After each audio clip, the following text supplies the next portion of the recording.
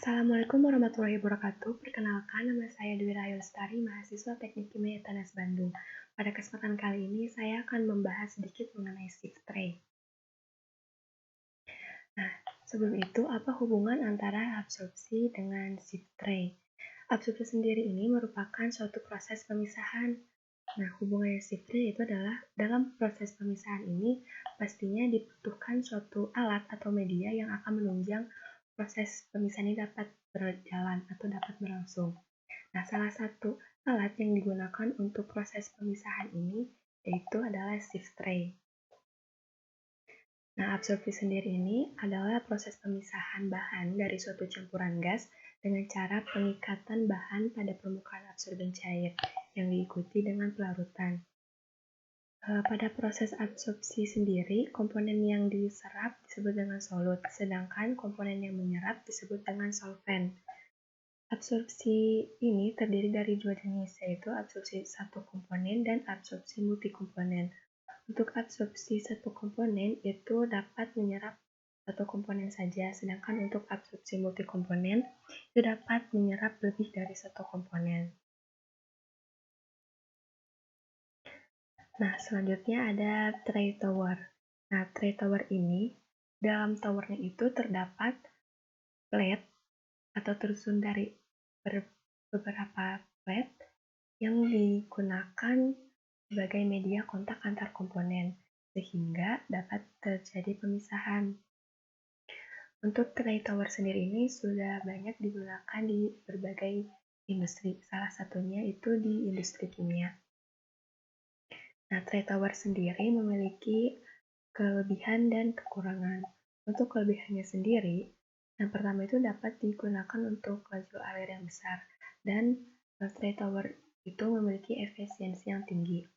Sedangkan untuk kekurangannya, tray tower memiliki harga perawatan yang tinggi, lalu pengotor dapat menyumbat pet. Selanjutnya itu ada shift tray. Nah, shift tray ini merupakan alat yang banyak digunakan dalam proses absorpsi. Arah aliran pada shift tray ini itu ada arah alirannya silang atau cross flow, bukan arah aliran yang lawan arah atau counter current. Bentuk dari shift tray ini sendiri seperti yang bisa dilihat pada gambar itu adalah vertical cylinder yang di dalamnya terdiri dari beberapa plate atau tray yang memiliki diameter berkisar antara 0,3 meter sampai lebih dari 9 meter. Nah, tray ini dapat tersusun dari puluhan bahkan ratusan tray.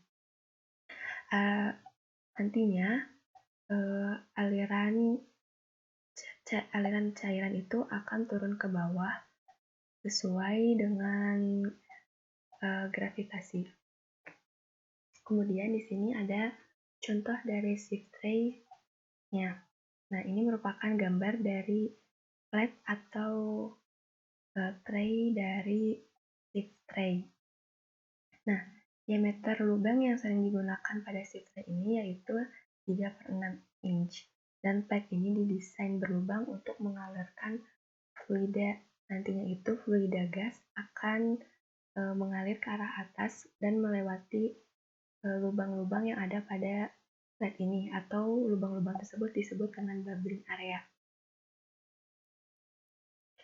Kemudian komponen dari shift tray itu terdiri dari weirs dan comers, terus ada tata letak dari tray-nya sendiri, dan ada tray spacing.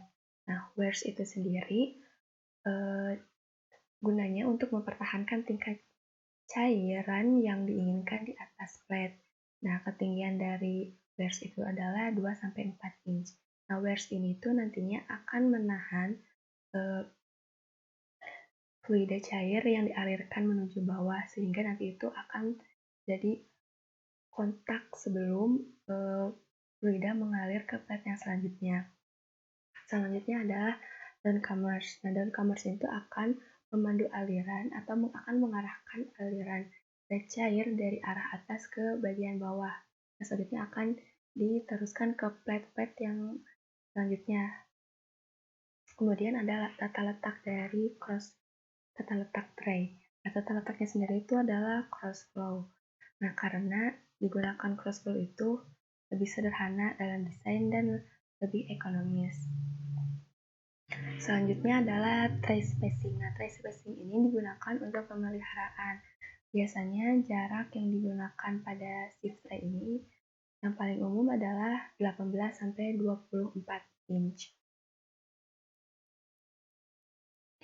Prinsip kerja dari shift tray ini sendiri yaitu zat cair akan dialirkan dari arah atas melalui plate, kemudian akan turun ke saluran limpa menuju ke plate yang di bawahnya. Sedangkan gas akan dialirkan dari arah bawah ke arah atas melalui lubang-lubang plate ini.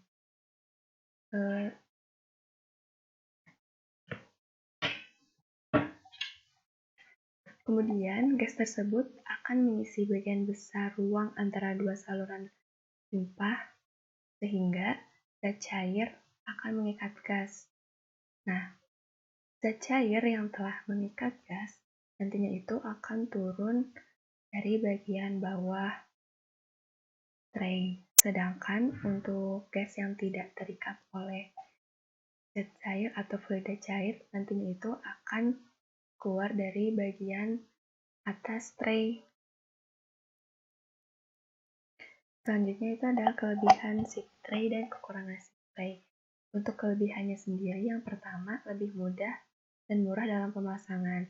Kapasitas uap dan liquidnya lebih besar. Yang ketiga itu efisiensi peak lebih besar dan pressure drop lebih rendah. Kemudian biaya pemeliharaan lebih murah. Sedangkan untuk kekurangannya sendiri, yang pertama itu kecepatan uap yang relatif lebih rendah dibandingkan kondisi operasi normal. Yang kedua, kurang fleksibel. Dan yang ketiga, kecepatan uap minimum itu harus sangat diperhatikan dalam mendesain shift tray itu sendiri karena akan menjadi kesulitan dalam kondisi yang sesungguhnya. Sekian penjelasan dari saya. Mohon maaf apabila ada kesalahan. Wassalamualaikum warahmatullahi wabarakatuh.